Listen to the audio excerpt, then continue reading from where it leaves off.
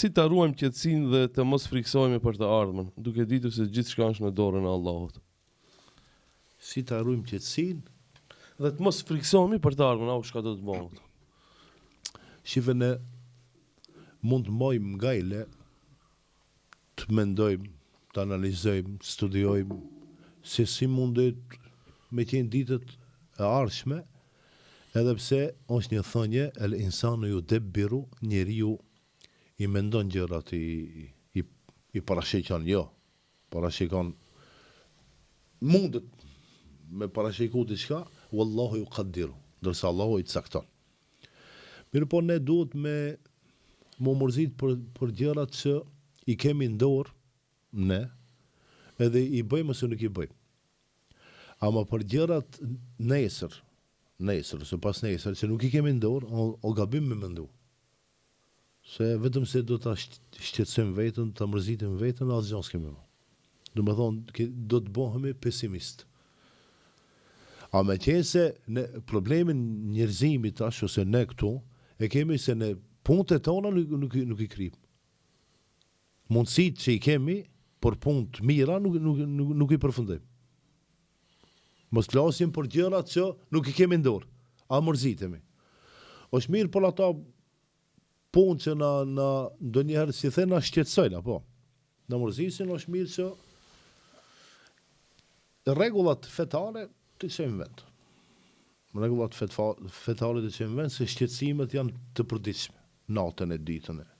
Problemet janë të përditshme, ngajlet janë të përditshme, edhe mendoj që nuk duhet mu dërzu. Në momentin që dërzohemi unë e ti, edhe të gjithë tjertë, atëherë kemi dështu. Vazhdojmë me jetën tonë, pa marrë parasysh se çka mundet me ndodhë. Ama asnjëherë nuk guxojmë të habitemi se Allahu subhanahu wa taala na mbikëqi dhe na kontrollon. Këtë duhet të kemi parasysh. Të gjitha muhabetet deri tash që i bënë lidhen me këtë çështje. Çka do të bëjmë? Mirë apo keq? Qoftë që është pozitive apo negative, Allahu fuqiplot i din. Do shta ne si njerëz nuk mund t'i dim, edhe është normale që nuk i dim, edhe mirë që nuk i dim, mirë po Allahu subhanahu wa taala gjithçka di. Po tash shembull e kam një shqetësim, edhe kam nevojë për qetësi. Çka thot Zoti në Kur'an? Thot Bismillahirrahmanirrahim, ela bi dhikrillahi tatma'innul qulub. A nuk është e vërtetë se me përmendjen e Allahut fuqiplot qetësohen zemrat? Fatkeqësisht ata që nuk e njohin Islamin, nuk janë brenda fesë, nuk e din. Ama edhe ne, si shumicë e muslimanëve të troje, a e dim a nuk e dim, secili e dim për vete. Mirë po nga problemet që mund të na vinë, e kemi mësimin në Kur'an. Pastaj e kemi traditën profetike, traditën Muhamedit sallallahu alaihi wasallam, mendoj që e gjejmë qetësinë edhe në Kur'an edhe në Sunet.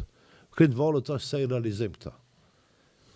Shumë thjesht, shkon te mjeku, t'ja e barnat nuk i përdor. Mësimin e mjekut nuk e çon vend. Ballavaqohesh me problem të vazhdu, ballavaqohesh. Edhe ne kemi mësimin Kur'an dhe Sunet. Në momentin që e merr mësimin, qetësohesh. Nuk e merr mësimin, vazhdon shqetësimi. E kështu me radhë. Nëse do më ndërhi diçka, Për mbikëqyrjen ndoshta më ndërhi. Ateisti, diçka kish mujt me parashtru pyetje kështu. Kish mujt me thonë si është e mundur Allahu me mbikëqyr 8 miliard njerëz për një moment. shive nëse një kompjuter ChatGPT, për shembull, mbikëqyr 8 miliard, shumë shive. Problemi se qasja e njerëzve ndaj Zotit të gabim. Për ata që kanë dyshime, se më duke folë për unë edhe ti. Thot Zotin në Kur'an, kun feyekun, bëhu dhe bëhet. Krimo veti. Zdi si të të shpjegoj, për shembull për mu, këtë gotën e marr edhe vendoj këtu. A është zor? Shumë e lehtë është. Po për Zotin me mbikëqyr 8 miliard, 800 miliard, 8.000 miliard, Alo më Se lehtë. s'po du me krahasu se Po, nuk krahasohet Zoti. Po shumë jo lehtë, po as gjansa. S'është asgjë. Allahu futi plot absolut në gjithçka. Edhe shumë e thjeshtë, nuk guxojmë ne besimtarët me ndërhi në këtë çështje, sepse kanë thonë dietarët kur të fillojmë të shtjellojmë këtë çështje mundemi edhe me e gabu. Se ne Zotin me çka me krahasu Zotin? Nuk krahasohet. Nuk krahasohet. Po. Këtu e kemi tash atë problemin. Njerëzit mund t'i krahasojmë. Gjithçka krahasohet, ama Zoti nuk krahasohet me asgjë. E ta si mundet me na mbëshirë? Shumë e thjeshtë. Mirë po Zoti nga drejtësia që e ka, secilit njeri ja ka dërgu nga 2 melek.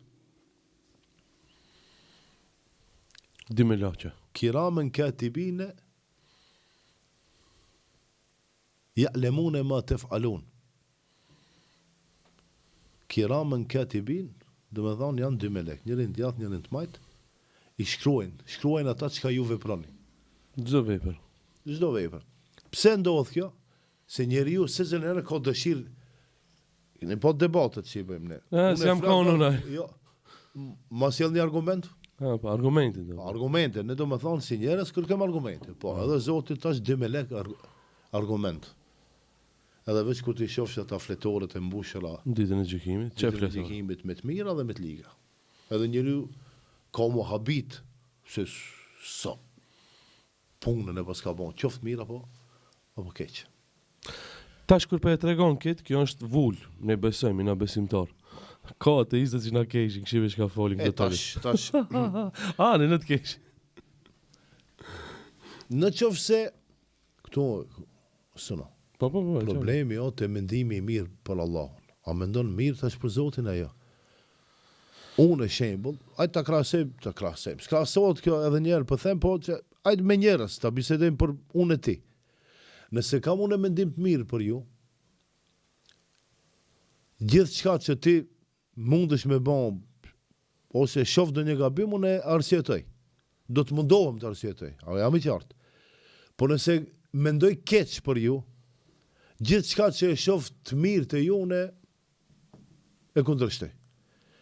Tash nëse besimtar, për shembull, e duam Allahun fuqiplot, i besojmë Allahut fuqiplot, dhe kam mendim për Allah, mendim të mirë për Allahun fuqiplot.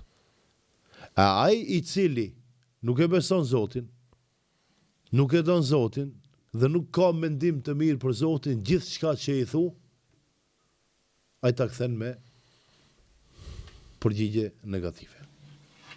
E vërtet. Shkoj me pyetjen e radhës. Veç tu Po, të vazhdo. ndërhi, është mirë kur të kemi shqetësime, probleme, Po. është mirë që të bëjmë ta lutim Zotin. Duaja është Zoti. arme besimtare, shumë e fortë. Mos e neglizhojmë dhe mos e anashkalojmë lutjen apo duan ndaj Allahut subhanahu wa taala për gjithçka që mund të na ndodhë. O Allah, ma ha këtë qetësim. Po. O Zot, ma largo këtë gajle, këtë probleme dhe mos më kthem on këtë